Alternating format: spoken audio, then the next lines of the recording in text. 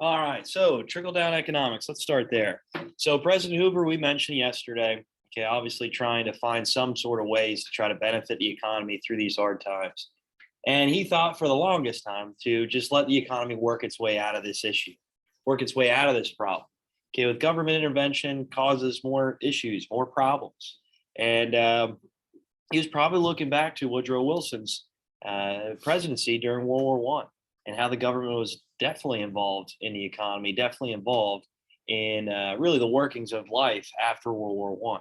Okay, obviously with the Espionage Sedition Act, okay, and increasing government's role in American society. So with that being said, he didn't want to try to make these same issues. So he thought, well, the economy is just going to roll its way out of this problem. But we talked about a Holly Smoot tariff yesterday, okay, and how that was raising tariffs on imported goods, so foreign goods. And what was this aimed to do? The Holly Smoot tariff. Griffin, what was this aimed to do? So people buy more U.S. made products. Yeah, they'll see the higher price on the foreign-made product, the domestic or the foreign-made product, and they realize, well, we don't want to pay this extra price. We're just going to pay the cheaper product, and that's exactly what his goal was. But did that work out? Why didn't it work out, Griffin? Because they raised the prices in foreign goods too high, and the other countries. Yeah, good job. So this caused a problem with other countries then. So foreign countries decided to do the same exact thing to American products that are being sold in these foreign markets. So this caused trade wars. This caused even more problems and poor relations amongst all the countries in the world, and obviously the United States.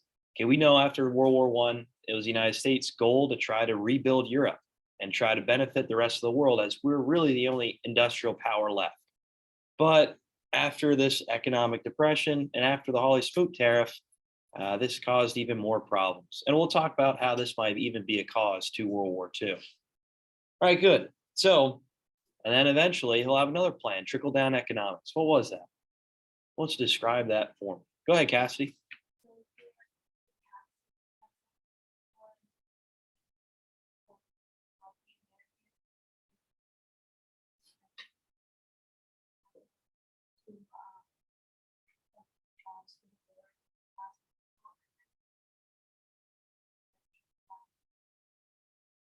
Yeah, good job. So he thought, well, we'll just try to lower the tax, okay? Try to give these wealthy, rich people, these business owners, a little bit more money in their pocket.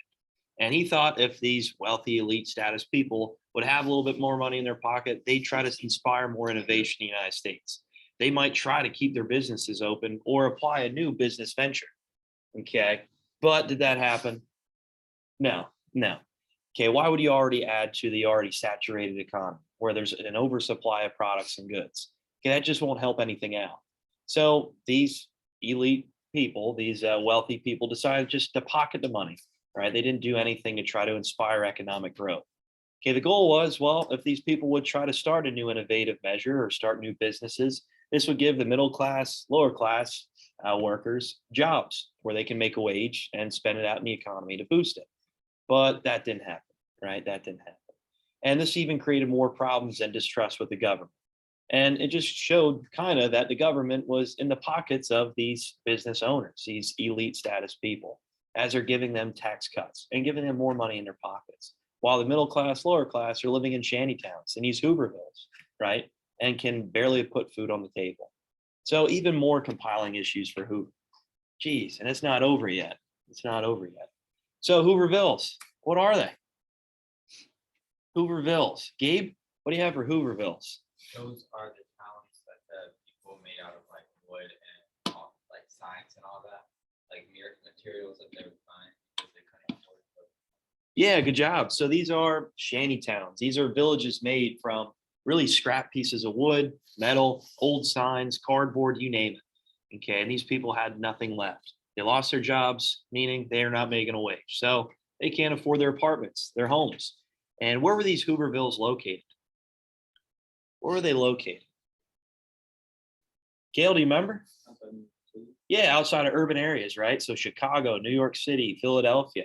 Okay, these sprung up all outside of these urban areas.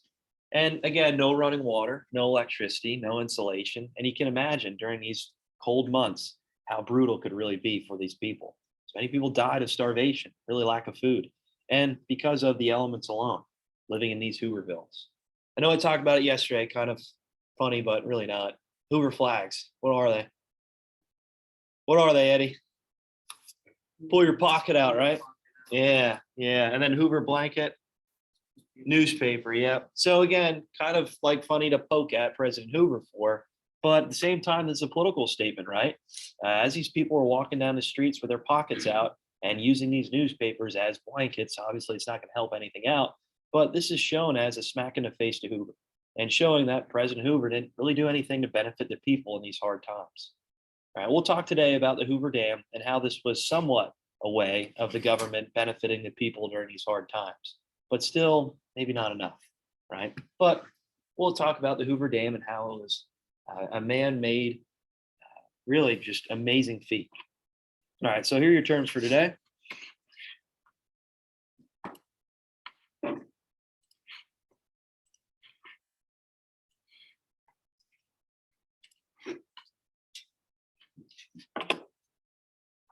All right, so we got the Hoover Dam and the bonus army. Hoover Dam and the bonus army. So I know the video mentioned a little bit about it today, but that's good. Obviously, you just kind of move us in the direction.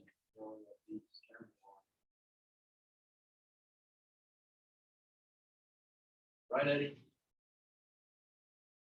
Right, Kale? Dude. That's Kale what? Peter Rabbit speaking.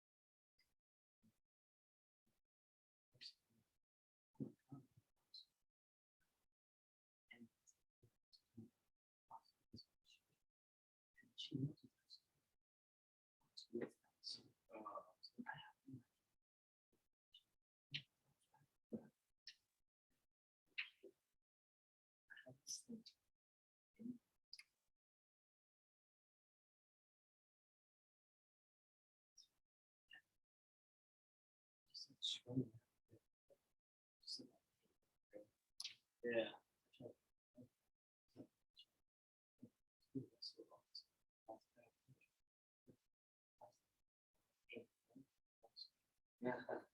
In your jacket. No, not my jacket. It just should have ran off. And I was I'm guessing you got that. yeah, it was just like half an hour. In a parking lot. In a parking lot in Harrisburg. So you went down to Harrisburg to get these. Yeah, it's only one.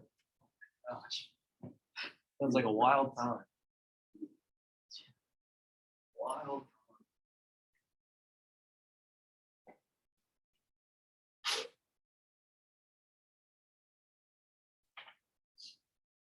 All right, so what do we got for the Hoover Dam? What do we have? What do we got here? Chloe, what do you have for the Hoover Dam?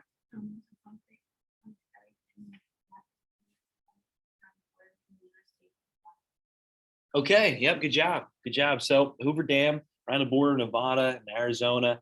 And this was really funneling water to power Southwest United States.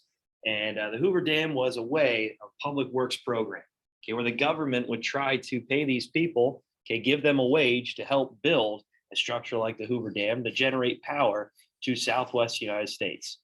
Okay, what city do you think this will power? What do you think? Go ahead, Griffin.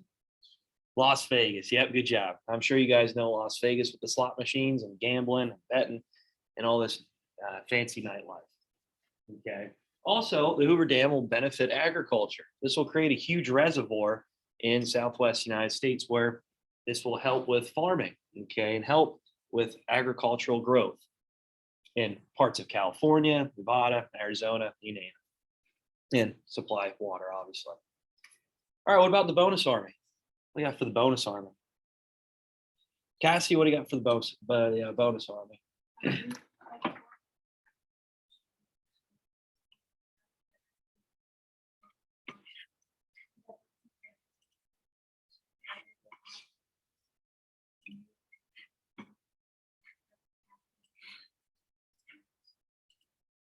Yeah, good job. Good job. So these are World War I veterans that look to seek their compensation from the war. So this was like a pension that was promised to these soldiers. And obviously, during the Great Depression, they wanted to get that a little bit earlier. And there are many senators, many representatives that thought, yeah, we should do something to help these people out. Okay, these veterans going through hard times. So these men marched onto the Capitol, okay, literally into the lawns of the Capitol building.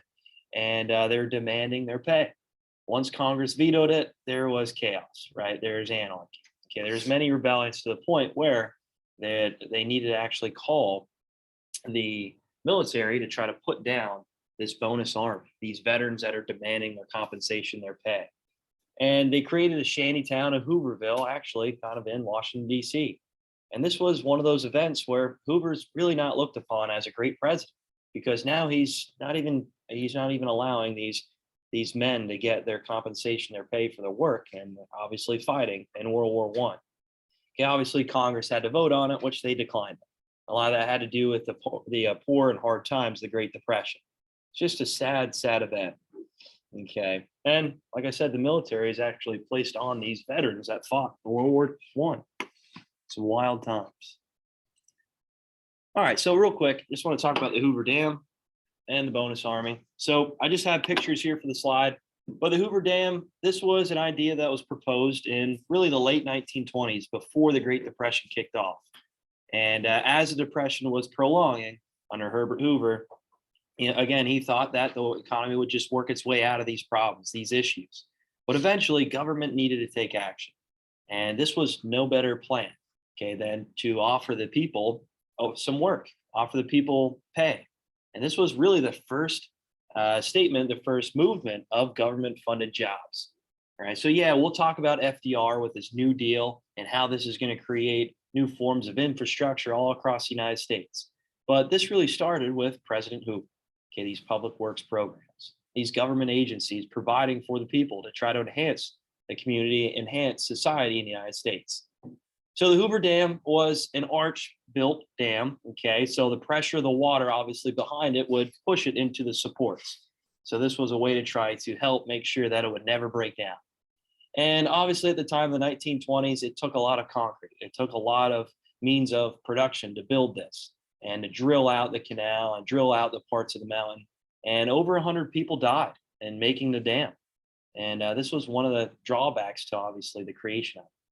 But obviously there's many pros, okay? And this created power to the Southwest United States. So like Las Vegas, okay, moving into parts of Southern California, like LA. And this helped inspire industrialization into this part of the country. And also providing a reservoir, drinking water, and for means of helping irrigate many farm fields out in the Southwest.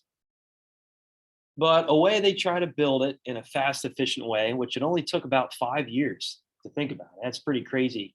Actually, a quick, efficient way of building this Hoover Dam. They actually use these really steel pipes that filled the Hoover Dam that kind of went all around through the concrete. So as they're pouring the concrete in sections, they use these pipes to really place inside of the concrete that's being poured. And it was filled with cold water. All right. So as they're really placing a section of concrete down, they fill it up. They would use the steel pipes to fill inside, and they would fill it with cold water to try to chill it, to try to cool it. And this would harden the concrete very fast, very efficiently. And this was really the first time this was ever used. It was a new innovative method. And this was obviously allowing the concrete structure to be built in really fast pace. Like I said, 5 years. And again, this provided electricity, power, and a reservoir for irrigation for agriculture and powering the Southwest United States. Even today, it still does that. You guys ever watch a Transformers movie? Yeah, Megatron's hidden inside of it. I'm just joking. I'm just joking. I think it's kind of funny how they do that. All right, but the structure is over 700 feet long. I think Carlos actually just visited there not long ago. Yeah. I think he had a picture up when it was on top. Last year. Last year? Yeah, that's really cool. Should ask him for pictures. I can put them in here. All right, so the bonus army, the video kind of described this already, but after World War I, many of these veterans were promised a pension, promised compensation. Okay, they wouldn't get this compensation until 1945, which is an ironic year, right? So when does World War II end? 1945. So it just kind of fell on that date, I guess. But the bonus army, these World War I veterans, they marched on to Washington. They demanded their pay, their compensation, and many senators agreed to it. But overall, Congress voted no to giving them an early pension, this early pay. And this caused many uproars. You can imagine these people fought for freedom, obviously for the United States, and helped stop the German army in Europe. And these people were viewed as heroes. Now the military is being placed on these veterans for marching on to Washington and causing somewhat of an uproar, a riot, if you will, in front of the Capitol building. So this caused many issues and even more distrust in President Hoover and government officials during this time period of the Great Depression. So again, not looking very good. And with these Hoovervilles, they were burned up, obviously, right in front of the Capitol building. So pretty sad stuff here that's going on, even more. And President Hoover is really not looked upon as a great president, definitely because of this. All right, is there any questions? So you guys good with the Hoover Dam and the bonus army? All right, I just got a video of the Hoover Dam real quick. And that's it for today.